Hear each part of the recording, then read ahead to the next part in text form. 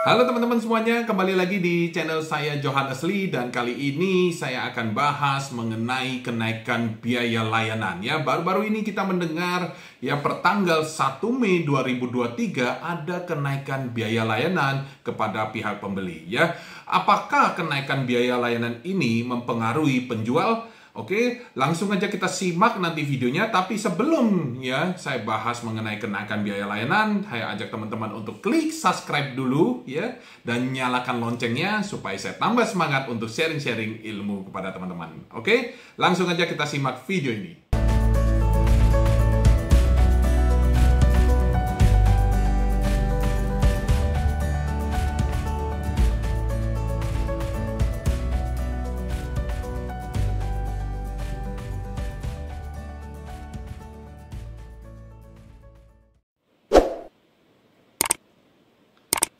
Pertanggal 1 Mei 2023 ada kenaikan biaya layanan dari pihak marketplace kepada pihak pembeli. Ya, apakah kenaikan biaya layanan ini akan mempengaruhi performance penjual di marketplace ya? Nah, teman-teman, kita akan bahas 3 marketplace yaitu Shopee, ya Tokopedia dan juga Lazada. Ya, apa saja yang dikenakan dari mereka kepada pihak pembeli. Oke, langsung aja. Nah, yang pertama kita akan membahas mengenai Tokopedia ya. Baru-baru ini Tokopedia menaikkan biaya layanannya dari 1.000 ke range-nya 2.000 sampai 3.000 rupiah ya. Apa saja sih? Nah, yang pertama biaya layanan ya. Biaya layanan mereka akan mengenakan sebesar 1.000 rupiah. Lalu yang kedua ada yang namanya biaya jasa aplikasi yang dikenakan antara 2.000 sampai 3.000 rupiah ya.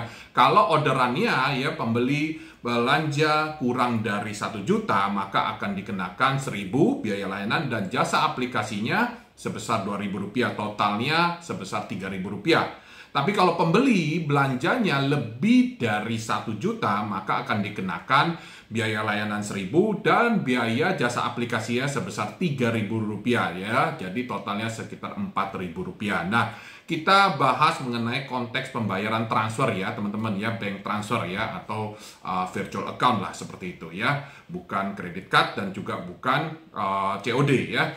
Karena kalau COD sendiri ada biaya penanganan COD juga ya. Kalau kredit card kadang-kadang kalau saya cek kemarin tidak dikenakan biaya layanan tapi dikenakan biaya jasa aplikasi. Itu di Tokopedia ya. Oke teman-teman.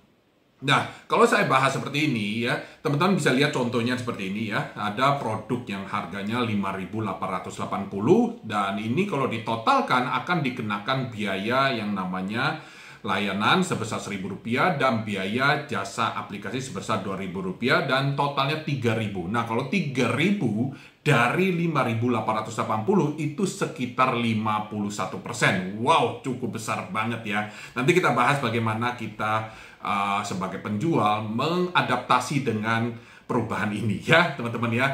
Nah, kenapa sih ya mereka harus menaikkan biaya layanan ya? Kalau menurut saya ya wajar ya kalau seperti Shopee, Tokopedia, Lazada ini menaikkan biaya layanan kepada pembeli ya maupun mungkin mengenakan biaya-biaya kepada pihak penjual ya wajar-wajar saja ya, karena mereka ini perlu yang namanya dana juga karena mereka adalah perusahaan ya, perusahaan yang perlu profitable ya, artinya mereka harus mengambil untung ya supaya untuk membiayai aplikasi mereka dan juga membiayai mungkin ya dari karyawan mereka yang bekerja di perusahaan mereka ya supaya tambah besar ya. Tentunya juga kita yang sebagai penjual pun akan merasa nyaman juga jual di sana ya, supaya kita win-win solution lah artinya ya. Kalau saya rasa teman-teman juga ingin untung kalau kita berjualan di marketplace dan juga marketplace pun juga mereka ingin untung, yaitu kalau kita berbisnis artinya kita harus namanya win-win solution ya, seperti itu ya.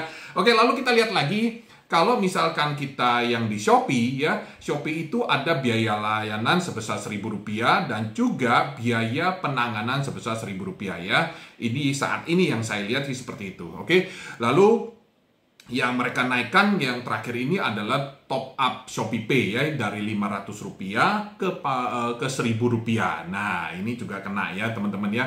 Jadi ya menurut saya kalau kita lihat dari sisi pembeli, memang pembeli itu dikenakan biaya-biaya yang tidak, menurut saya tidak begitu besar. Kalau ya disclaimer dulu ya, kalau produknya itu adalah produk yang mungkin angkanya tinggi ya, misalnya 100.000, 200.000 ya, itu oke buat mereka. 1.000, 2.000 masih ya mungkin tutup sebelah mata. Tapi kalau produk-produk yang murah ya di bawah 10.000, maka ini kelihatan besar banget ya. Seperti tadi kita lihat ya, 3.000, kan produknya itu hanya Rp5.000. Ya, cukup besar banget ya. Lalu kita lihat lagi ya, kalau di Lazada seperti apa. Nah, kalau di Lazada, kalau saya lihat ini belum ada yang namanya biaya layanan. Nah, tapi kita tidak tahu ke depannya seperti apa ya, karena mungkin mereka juga akan biasanya melihat tetangganya ya. Kalau no problem mungkin biasanya bisa ikutan juga ya, tapi kita tidak pernah tahu apa yang terjadi ya. Yang penting kita fokus bagaimana kita berjualan dan kita bisa mengembangkan usaha kita juga. Nah, problemnya adalah kalau misalkan kita jualan barang murah seperti apa ya, seperti apa nanti efeknya ya, pengaruhnya seperti apa ya. Tentunya menurut saya kalau kita jualan barang murah, maka yang terjadi adalah orang nggak jadi beli. Bener nggak? Seperti tadi ya, 5.880, pas saya klik, loh, biayanya itu sekitar Rp3.000. Nah, akhirnya yang kalau saya pribadi, saya akan mengecek produk-produk lainnya sekalian bayar ya, supaya saya nggak rugi dengan biaya layanan sebesar Rp3.000 ini.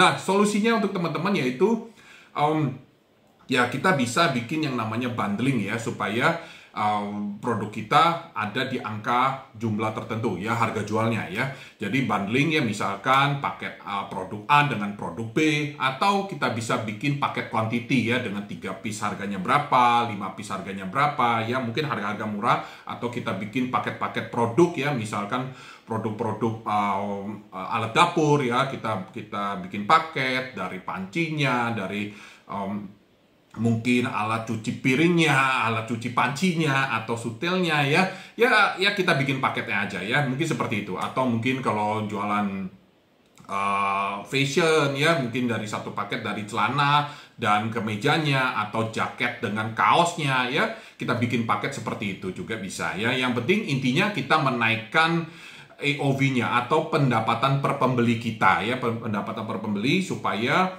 biaya layanan yang dikenakan oleh marketplace kepada pembeli kelihatan kecil lah di mata pembeli ya, seperti itu. Lalu apalagi yang bisa kita lakukan ya, teman-teman bisa menggunakan fitur-fitur seperti mungkin paket diskon ya, paket diskon kalau di Shopee namanya paket diskon, lalu kalau di Lazada mungkin namanya flexi combo ya, supaya teman-teman bisa menaikkan keranjang belanjanya ya. Yang pertama mereka beli 1 piece ya, mereka bisa menambahkan beberapa item lagi supaya menaikkan keranjang belanja, menaikkan pendapatan per pembeli, sehingga biaya layanan ini terlihat kecil di mata mereka ya, seperti itu. Oke.